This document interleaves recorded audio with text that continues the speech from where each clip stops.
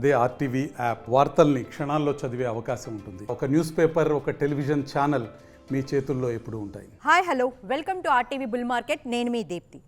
అమ్మయ్య, మళ్ళీ మొన్నటి నష్టాలు కవర్ చేసుకుని నిన్న లాభాల్లో క్లోజ్ అయింది స్టాక్ మార్కెట్.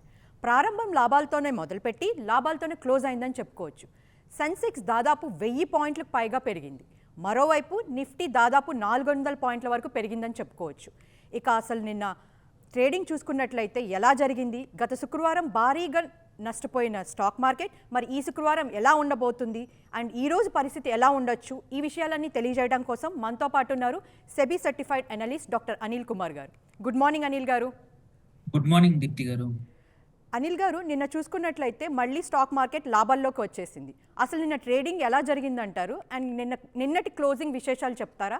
నిన్న మనం అనుకున్నట్టు ఏంటంటే మార్కెట్ పాజిటివ్ లో ఎండ్ అయింది. రీజన్ ఏంటంటే మనకి అంతకుముందు రోజు యుఎస్ మార్కెట్స్ పాజిటివ్ గా ఉండే అండ్ దెర్ ఈస్ ఏమంటారు మ్యాక్రో డేటా వాళ్ళది అన్ఎంప్లాయ్మెంట్ డేటా కానీ ఇన్ఫ్లేషన్ డేటా కానీ వస్తాయని తెలుసు, పాజిటివ్ గా ఉన్నాయి. సో మార్కెట్స్ కూడా పాజిటివ్ గా రియాక్ట్ అయ్యాయి. నిన్న ఏషియన్ మార్కెట్స్ కూడా నిన్న ఎండ్ అయ్యాయి పాజిటివ్ గా. సో అండ్ మార్కెట్ చూసుకుంటే నిన్న కాసేపు యూఫోరియా ఉండింది, కొద్దిసేపు ఫ్లాట్ గా ఉన్నా ఒకసారి ఆఫ్టర్నూన్ తర్వాత సడన్ గా market we've seen lot of buying, especially ఏంటంటే మనం నిన్న చూసుకుంటే FIIs foreign institutional investors net buyers nearly ఒక $1 బిలియన్ 7,800 7,700 కోట్లు కొన్నారు వాళ్ళు. అదే అట్ ద సేమ్ టైం మన డొమెస్టిక్ ఇన్స్టిట్యూషనల్ ఇన్వెస్టర్స్ ఒక 1,800 కోట్లు అమ్మేశారు. So it was a good sign. FIIs ఇంత పెద్ద వాల్యూమ్ చాలా రోజుల తర్వాత వచ్చింది, 7,000+ కోట్లు. సో అందుకే మనం చూసాం ఏంటంటే broad index most of the stocks నిన్న నిఫ్టీలో చూసుకుంటే నియర్లీ 100% స్టాక్స్ పాజిటివ్ లో ఎండ్ అయ్యాయి నిన్న. అందుకే market close to 1.75%, 1,400 points Sensex, Nifty 470 points, 25,388. Last Friday రోజు మనం 24,700 అట్లా చూసాము, 800 చూసాము. మళ్ళీ 25,000 రీగెయిన్ చేసింది మా నిఫ్టీ. ఆల్సో 25,388 వరకు వెళ్ళింది.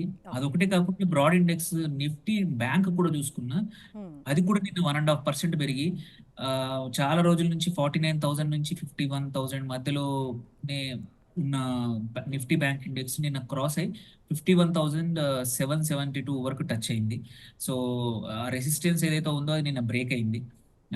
విక్స్ కూడా అదే మన వొలటిలిటీ ఇండెక్స్ అంటాము, అది కూడా నిన్న పడిపోయింది. So there is good sign markets positive side ఉండడానికి. మళ్ళీ పీసీఆర్ రేషియో కూడా కొంచెం, కాకపోతే ఏంటంటే నిన్న మాత్రం చూసుకుంటే పుట్స్ కొంచెం పెరిగాయి over night. Same with Nifty bank Nifty కూడా పెరిగాయి. సో ఇవాళ మాత్రం ఏంటంటే మనం నిఫ్టీ చూసుకుంటే పాజిటివ్ గా ఉంది. ఏషియన్ మార్కెట్స్ కొంచెం మిక్స్ సిగ్నల్స్ ఉన్నాయి. వెరాజ్ యుఎస్ లో నిన్న మార్కెట్స్ చాలా బాగా క్లోజ్ అయ్యాయి, పాజిటివ్ గా క్లోజ్ అయ్యాయి. బట్ దానికి తగ్గట్టు ఏషియన్ మార్కెట్స్ రెస్పాండ్ అవ్వలేదు. సో ఇవాళ మిక్స్డ్ సిగ్నల్ ఉండొచ్చు, బికాస్ నిన్న అంత ఎక్కువ యూఫోరిక్ అంత పెరగడం వల్ల సో చాలా కౌంటర్స్ లో ఇవాళ ప్రాఫిట్ బుకింగ్ ఉండొచ్చు. పీపుల్ ఆర్ వెయిటింగ్, చాలా రోజుల నుంచి మంచి ప్రైస్ కోసం వెయిట్ చేస్తున్న వాళ్ళు ఇవాళ అమ్మే అవకాశాలు ఉన్నాయి. సో ఇవాళ మిక్స్డ్, కాసేపు పాజిటివ్ ఉన్న మిక్స్డ్ సిగ్నల్స్ ఉండొచ్చు. అంటే ఏమంటారు జనరల్ గా ఏంటంటే మనం చూస్తుంది ఏంటంటే ట్రెండ్ యుఎస్ మార్కెట్స్ ఎప్పుడైతే పాజిటివ్ గా ఉన్నాయి మన దగ్గర కూడా పాజిటివ్ గా జరుగుతున్నాయి. సో ఆఫ్టర్నూన్ వరకు వొలటిలిటీ ఉండొచ్చు. ఈవినింగ్ అంటే మధ్యాహ్నం 2 తర్వాత కొంచెం పాజిటివ్ గా ఎండ్ అయ్యే అవకాశాలు ఉన్నాయి ఇవాళ. ఓకే అనిల్ గారు, నిన్న చూసుకున్నట్లయితే ఒక దశలో రికార్డ్ స్థాయిలోకి మార్కెట్లు చేరుకున్నాయి. ఇందుకు పర్టికులర్ రీజన్స్ ఏమన్నా ఉన్నాయంటారా? మేజర్ రీజన్ వచ్చేసింది యుఎస్ ట్యాక్స్ రేట్ కట్ అవ్వచ్చు. మన యుఎస్ ఇంట్రెస్ట్ రేట్స్ కట్ అయ్యే అవకాశాలు ఉన్నాయి. ఎందుకంటే మన ఇన్ఫ్లేషన్ నంబర్స్ వచ్చాయి, వాళ్ళ ఇన్ఫ్లేషన్ నంబర్స్ చాలా ఫేవరబుల్ గా వచ్చింది. సో విచ్ మీన్స్ ఏంటంటే మామూలుగా ఒక 25 బేసిస్ పాయింట్స్ తగ్గచ్చు అనుకున్నారు, దానికన్నా కూడా ఎక్కువ అవ్వచ్చు. ఎక్కువ అయితే ఏంటంటే మనీ అంత ఫిక్స్డ్ ఇన్కమ్ నుంచి ఈక్విటీ మార్కెట్స్ వస్తాయి. ఈక్విటీ మార్కెట్స్కి వస్తాయి అంటే there is a high chance of మార్కెట్స్కి డబ్బులు ఎక్కువ రావడం వల్ల పెరగొచ్చాము. And one of the beneficiary US మార్కెట్సే కాకుండా ఎమర్జింగ్ మార్కెట్స్లో మనది ఎప్పుడు లాస్ట్ 2-3 years పోస్ట్ కోవిడ్ మనం వీఆర్ ఆల్వేస్ డూయింగ్ గుడ్. కాబట్టి అండ్ మన ఓన్ డొమెస్టిక్, మన ఓన్ మార్కెట్ కూడా స్ట్రాంగ్గా ఉంది. So will be better beneficiary అయి ఉండొచ్చు అనే హోప్తో ఓకే. నిన్న స్టాక్స్ బయింగ్ మంచి చాలా బయింగ్ జరిగిందండి. దట్ ఈస్ ద రీజన్, నిన్న మేజర్ రీజన్. అదర్వైజ్ మన డొమెస్టిక్ రీజన్స్ ఏవి లేవు, ఇట్స్ ఓన్లీ ఇంటర్నేషనల్ రీజన్స్ నిన్న మాత్రం. అసలు ఈరోజు ఏ సెక్టర్స్ మంచి పర్ఫార్మెన్స్ చేయొచ్చు అంటారు? సో ఇవాళ ఇవాళ కూడా వచ్చేసి ఒకటేంటి tech stocks, IT stocks perform చేసేది అవకాశం ఉంది. ఓకే. అలాగే నిన్న చెప్పినట్టు హాస్పిటల్ స్టాక్స్ నేను నిన్న చెప్పాను, ఓకే. And pharma. సో ఈ రెండు కూడా still there is lot to do. And third వచ్చేసి చాలా రోజుల నుంచి చెప్పని స్టాక్స్, చెప్పని సెక్టర్ వచ్చేసి మెటల్స్.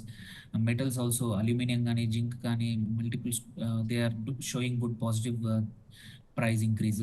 దాన్నే వాటి స్టాక్స్ లో కూడా యూజువల్లీ రిఫ్లెక్ట్ అవుతుంది. So they are good. And also last వచ్చేసి financial, banking and financial also start looking good. And somehow ఏంటంటే నిన్న చూసాక ఏంటంటే పిఎస్యూస్ మైట్ కమ్ బ్యాక్. ఇవాళ చూసి నెక్స్ట్ వీక్ నుంచి పిఎస్యూస్ కూడా కొనే అవకాశాలు కొన్ని కౌంటర్స్ లో ఉన్నాయి. ఓకే. అసలు ఈరోజు ఏ స్టాక్స్ పాజిటివ్గా ఉండే అవకాశం ఉందంటారు? కొన్ని బ్రాడ్ స్టాక్స్ చెప్తాను. ఓకే. హెచ్జి ఇన్ఫ్రా ఒకటి, it's a small cap company but infra stock. అలాగే ఫార్మాలో పెనాషియా బయోటెక్ ఒకటి, మళ్ళీ మంచి ఫండింగ్ వచ్చింది అండ్ రీసెంట్గా పర్మిషన్స్ కూడా వచ్చాయి. అట్లాగే Aurobindo pharma. So this two. And హాస్పిటల్స్లో Apollo hospitals is a good buy అండి.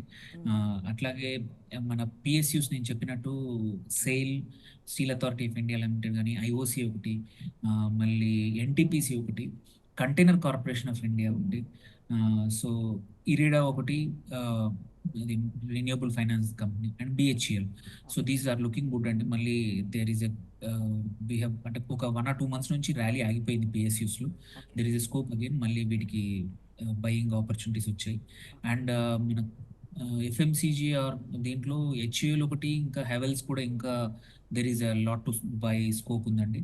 అండ్ బ్యాంక్స్ కోటక్ బ్యాంక్ ఒకటి, అండ్ గ్రాసిమ్ ఇండస్ట్రీస్. ఇవి టుడే ఐసీ వీటిలో పొటెన్షియల్ ఉన్న స్టాక్స్. అనిల్ గారు, అసలు ఈరోజు చిన్న ఇన్వెస్టర్స్ ఎలాంటి జాగ్రత్తలు తీసుకోవాలంటారు? అండ్ వాళ్ళు చూడాల్సిన చిన్న స్టాక్స్ ఏమైనా ఉన్నాయంటారా? చిన్న ఇన్వెస్టర్స్ యాక్చువల్లీ చూడాల్సింది ఇప్పుడు లార్జ్ క్యాప్ స్టాక్ చూడాలండి. చిన్న స్టాక్స్ కన్నా కూడా లార్జ్ క్యాప్ స్టాక్స్లో చూడడం బెటర్. క్వైట్ ఆపర్చునిటీస్ వచ్చాయి ఇప్పుడు పిఎస్యూ స్టాక్స్ ఇవన్నీ. సో వీటిలో ఎంటర్ అవ్వచ్చు. మోస్ట్ ఆఫ్ దీస్ మనం చూసుకుంటే పిఎస్యూ స్టాక్స్ అఫోర్డబుల్ ఉన్నాయి, గుడ్ వాల్యుయేషన్స్ ఉన్నాయి, తీసుకోవచ్చు. అండ్ ఏంటంటే ఇప్పుడు కొంచెం కాషియస్గా, ఎందుకంటే చాలా స్టాక్స్ మంచి పాజిటివ్ గ్రో అయ్యాయి కాబట్టి కొనేప్పుడు కొంచెం జాగ్రత్తగా తీసుకొని వాల్యుయేషన్స్ అన్ని చూసుకొని ఎంటర్ అవ్వడం బెటర్ అండి. దిస్ ఈజ్ యూజువల్ ఏమైందంటే ఇట్స్ ఎ ట్రాప్ అనమాట. ఒక్కోసారి కొన్ని అంటే వర్త్ కాని స్టాక్స్ కూడా ఇప్పుడు చాలా ఎక్కువ వాల్యుయేషన్ లో పెరిగాయని చెప్పేసి ఎంటర్ అయిపోతాము. ఆ తర్వాత మొమెంటం ఆగిపోయి we're stuck with doubt stocks. కొన్ని షేర్స్ మనం స్టక్ అయిపోతాం ఆ కంపెనీస్ లో. సో కొంచెం జాగ్రత్తగా ఉండాలి చిన్న ఇన్వెస్టర్స్. లిక్విడిటీ ఉన్న హై నెట్వర్త్ రెగ్యులర్ ఎవరైతే ఇన్వెస్టర్స్ ఉన్నారో వాళ్ళకి ఇబ్బంది కాదు. బట్ ఎవరికైతే ఎక్కువ లిక్విడిటీ ఉండదు, ఎక్కువ ఇన్వెస్ట్మెంట్ అమౌంట్ ఎక్కువ లేనప్పుడు కొంచెం జాగ్రత్తగా ఉండి, ఎక్కువ వాల్యూమ్ మంచిగా ఉండి వాల్యుయేషన్ బెటర్గా ఉన్న స్టాక్స్లో ఎంటర్ అవ్వాలండి ఇట్లాంటి euphoric times. Thank you Anil garu, thanks for your information. Thank you. అది స్టాక్ మార్కెట్ గురించి అనిల్ గారి అనాలిసిస్. ఇక మనం బులియన్ మార్కెట్ వైపు వెళ్దాం. బంగారం ధరలు ఈ నెల మొదటి నుంచి వరుసగా తగ్గుతూ వచ్చాయి, కానీ నిన్న మాత్రం కొంచెం ఒక్కసారిగా పైకి వెళ్ళాయని చెప్పుకోవచ్చు. మళ్ళీ బంగారం పెరుగుతుందా అనే టెన్షన్ తెచ్చింది. అయితే ఈరోజు బంగారం ధరలు కాస్త తగ్గాయి, సో టెన్షన్ ఫ్రీ అని చెప్పుకోవచ్చు. అదేవిధంగా ఈ మధ్య వరుసగా పెరుగుతూ వస్తున్న వెండి ధరలు కూడా కాస్త తగ్గాయని చెప్పుకోవచ్చు. వెండి ధరలు నిలకడగా మారకుండా ఉన్నాయి. ఇక ఈరోజు మొత్తం చూసుకున్నట్లయితే మార్కెట్ ప్రారంభమయ్యే సమయానికి హైదరాబాద్లో 22 క్యారెట్స్ బంగారం 10 గ్రాములకు 67,050 గాను, అదేవిధంగా 24 క్యారెట్స్ బంగారం 10 గ్రాములకు 73,150 గాను ఉన్నాయి. అదేవిధంగా ఢిల్లీలో చూసుకున్నట్లయితే 10 గ్రాముల 22 క్యారెట్స్ బంగారం 67,200 గాను, 10 గ్రాముల 24 క్యారెట్స్ బంగారం 73,300 గాను ఉన్నాయని చెప్పుకోవచ్చు. ఇక వెండి విషయానికి వస్తే కేజీ వెండి హైదరాబాద్లో 91,500గా ఉందని చెప్పుకోవచ్చు. అలాగే ఢిల్లీలో చూసుకున్నట్లయితే 86,500గా ఉందని చెప్పుకోవచ్చు. ఇక్కడ చెప్పిన బంగారం వెండి ధరలు ఈరోజు మార్కెట్ ప్రారంభం సమయానికి ఉన్నవి. బంగారం ధరలు చాలా అంశాలపై ఆధారపడి ఉంటాయి, ఎప్పటికప్పుడు మారుతూ ఉంటాయి. బంగారం కొనాలి అనుకుంటే 4-5 షాపుల్లో బంగారం ధరలు చెక్ చేసుకుని అనుకూలంగా ఉన్న చోట కొనవలసిందిగా ఆర్టీవీ సూచిస్తుంది.